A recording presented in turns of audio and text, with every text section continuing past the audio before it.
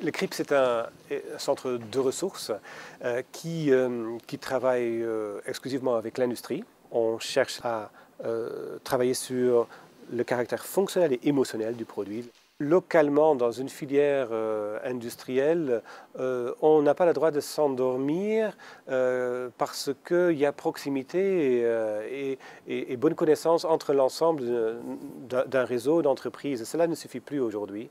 Donc on doit suivre les évolutions. Et les évolutions numériques sont très très difficiles à suivre aujourd'hui. Difficiles à suivre techniquement, elles sont difficiles à suivre financièrement. Numérica, en fait, a un projet qui s'appelle Visioconcept, qui est un centre de ressources qui mettra à disposition en fait des équipements de visualisation avancés en conception, qui permettra d'une part de pouvoir visualiser, faire de la revue de projet et de faire de la co-conception, et d'autre part de travailler dans un environnement virtuel du donneur d'ordre.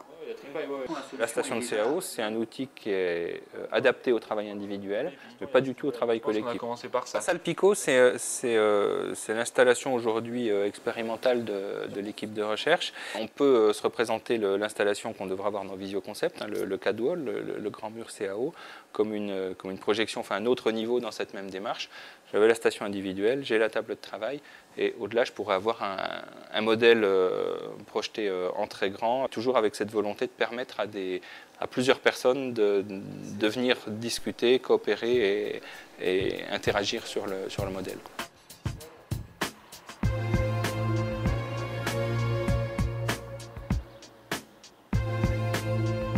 De nombreux produits, de façon très générale, ne sont pas toujours adaptés donc, à l'utilisateur ou à l'opérateur. Et il en découle donc des problèmes de sécurité, des problèmes de santé, des problèmes de confort, des problèmes d'efficacité dans l'interaction homme-machine. Notre objectif, nous, c'est de développer des connaissances sur le facteur humain et à partir de ces connaissances, de voir les outils qu'on peut mettre en place pour mieux intégrer donc, le facteur humain dans la conception de produits au sens large du terme.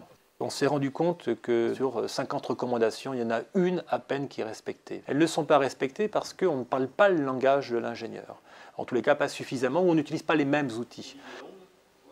Il existe des plateformes où on est capable d'immerger un être humain dans un environnement virtuel. Donc on sait faire, de nombreuses structures ont déjà ce type d'outils. Nous, à travers Simusense, on veut aller un peu plus loin, on veut que ça soit interactif. C'est-à-dire qu'en fait, on veut pouvoir être capable de connaître les retours d'effort dès que l'opérateur, l'utilisateur sera amené à communiquer avec le produit virtuel, il va pouvoir le sous-peser, il va pouvoir le toucher. Il y aura donc un retour. Et ce retour pour nous est intéressant car il nous permettra de simuler des efforts, différentes catégories d'efforts pour lesquels on pourrait considérer qu'il peut y avoir des effets néfastes sur la santé donc, de l'opérateur. Dans ce pôle numérique, nous aurons Visioconcept, Simusense, et d'autres acteurs du numérique pour l'industrie, des formations des ESS Innovateurs en particulier, donc des formations de l'Université Technologie Belfort-Montbéliard. Il y a aussi d'autres formations qui sont présentes ici sur le site des Portes du Jura, telles que le BTS CPI Conception Produits Innovants.